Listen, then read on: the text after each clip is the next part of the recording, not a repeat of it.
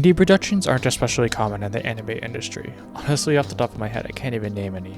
And while I imagine it wouldn't be the most difficult thing in the world for a solo creator to produce a moderately decent slice-of-life comedy short, Atsuya Yuki was ambitious in choosing to make Cencoroll a nearly half-hour-long sci-fi action flick.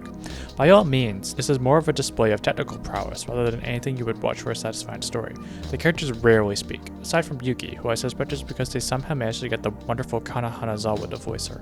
And things sort of just happen sporadically. Yuki just happens to see Tetsu and his creature Senko, after which they just happen to be seen with another boy who happens to be in control of two more of those creatures, and they happen to fight for the rest of the movie. Cencoroll makes a blatant rush towards the action. The first quarter is riddled with these kinds of quick cuts between developing scenes that are a staple of indie filmmakers who just want to get to the point. As a result, there isn't anything of extreme depth to be found here, but it manages to get the job done, and sets the stage for what Yuki really wanted to accomplish, showing off his animation skills. If there's something that Cencoroll understands, it's the dynamics of movement. Maybe this is really just due to the limitations that obviously come paired with being a solo project, but movements end up being executed logically and in a snappy fashion, which is satisfying to the eye. Yuki and Tetsu may not be the focal point of the action, but all their movements contain an urgent fluidity to them that captures the kind of movement that you typically see in action shonen shows like Naruto. It made sense because generally speaking, if they have to move, it's going to be because they have to evade some sort of danger, from the giant aliens that they control. This fluidity carries over to said danger, as whenever the aliens engage in combat, typically their movements will be executed with far more precise fluidity. It differs from the kind of movement that you would see from the human characters because their bodies are fundamentally different. Senko's especially, as it constantly transforms itself into a variety of different forms.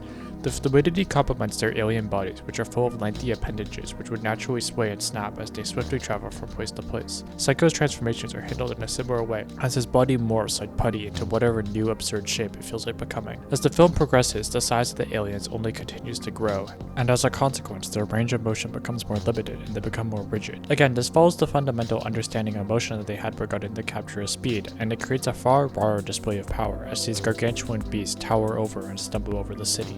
Of course, just as with the plot and characters, placing such a large focus on the visually impressive action comes at the price of the remainder of the visuals.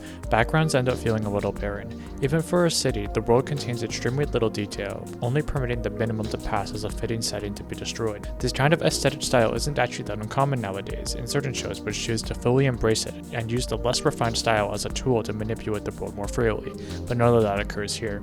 Even as we travel inward, as Senko acts as a shield for his human commanders, the internal structure of the aliens feels a little empty and uninspired, only containing generic model-colored walls of flesh.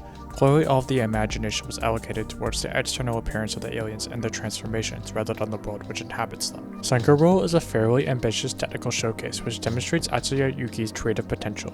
While the aliens are rich in imagination, I can't help but to compare this movie to the kinds of underdeveloped fantasies often seen in children, ones which are severely underdeveloped in terms of scenario and more keen on elaborately designed monsters who will run amok in the world, destroying everything in their paths. Cencoroll may only run for slightly longer than your typical anime episode, but it doesn't even make an attempt at using any of that time towards telling a satisfying story.